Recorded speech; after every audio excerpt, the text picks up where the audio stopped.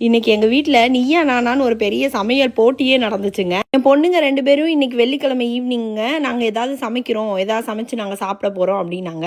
சரி ஓகேடா செய்யுங்கன்னு சொல்லியாச்சு. ஆனால் என்ன சமைக்க போகிறோன்றதுல தான் 2 பேருக்கும் பஞ்சாயத்தே ஆச்சு. சுதிக்ஷா சொல்கிறது கீதிகாவுக்கு பிடிக்கல, கீதிகா சொல்கிறது சுதிக்ஷாக்கு பிடிக்கல. 2 பேருக்கும் பெரிய சண்டைகள்லாம் வந்ததுக்கப்புறம் தீர்ப்பு சொல்லலாம்னு சொல்லிட்டு நான் தான் இந்த ஐடியா கொடுத்தேன். 2 பேரும் தனித்தனியாக சமைங்க இன்னைக்கு பிடிச்சத அப்படின்னு சொல்லிட்டு. இப்படி நான் சொன்னேன்னா 2 பேருக்கும் ரொம்ப ஹாப்பி ஆயிடுச்சுங்க. அம்மா எப்பவும் 2 பேரையும் சேர்ந்து தானே சமைக்க சொல்லுவாங்க. இன்னைக்கு என்ன பரவாயில்ல, நம்ம 2 பேரையும் தனித்தனியாக சமைக்க சொல்லிட்டாங்கன்னு சொல்லிக்கிட்டே செஞ்சுட்டு இருந்தாங்க. 2 பேர் நிற்கிற சைட்ஸை பார்த்தீங்களா, ஆளுக்கு ஒரு பக்கமாக நின்று அவங்கவுங்க வேலைகளை தனித்தனியாக பண்ணிட்டு இருந்தாங்க. சுதிக்ஷா வந்து பன்னீரெல்லாம் வச்சு அதில் கொஞ்சம் சாசஸ்லாம் மிக்ஸ் பண்ணி அந்த மாதிரி ஏதோ ஒன்று பண்ணாங்க. ஆல்ரெடி காஸ்கோவில் வாங்கின பேக்கல்ஸ் இருந்துச்சு, அதை வச்சு தான் ஒன்று பண்ண போகிறேன் அப்படின்னு சொல்லிட்டு ஆரம்பித்தாங்க. கீதிகா மேடம் வந்து ஆரஞ்சு ஜூஸ் எல்லாம் எடுத்து அதில் என்னென்னவோ கொதிக்க வச்சு என்னமோ பண்ணி அது ஒரு ஜெல்லி பண்ண போகிறேன் அப்படின்னு சொன்னாங்க. சரி ஓகேன்னு 2 பேரையும் மாற்றி மாற்றி வீடியோ எடுத்துக்கிட்டு 2 பேரையும் சூப்பராக வேடிக்கையும் பார்த்துட்டு இருந்தேன் நான்.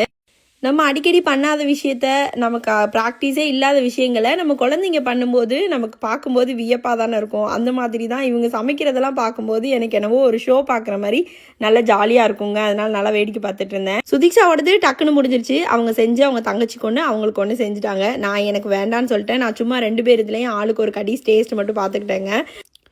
ரொம்ப சூப்பராக இருந்துச்சு சுதிக்ஷா பண்ணது. கீதிகா பண்ணது வந்து பார்த்திங்கன்னா ஆல்ரெடி ஹீட் பண்ணி அதுக்கப்புறம் அதை ஆற வச்சு அதை இந்த மாதிரி மோல்டில் ஊற்றி அதுக்கப்புறம் ஃப்ரிட்ஜில் வச்சு கொஞ்சம் கூல் பண்ணதுக்கப்புறம் இந்த மாதிரி ஒரு ஜெல்லி மாதிரி கிடைக்கும்.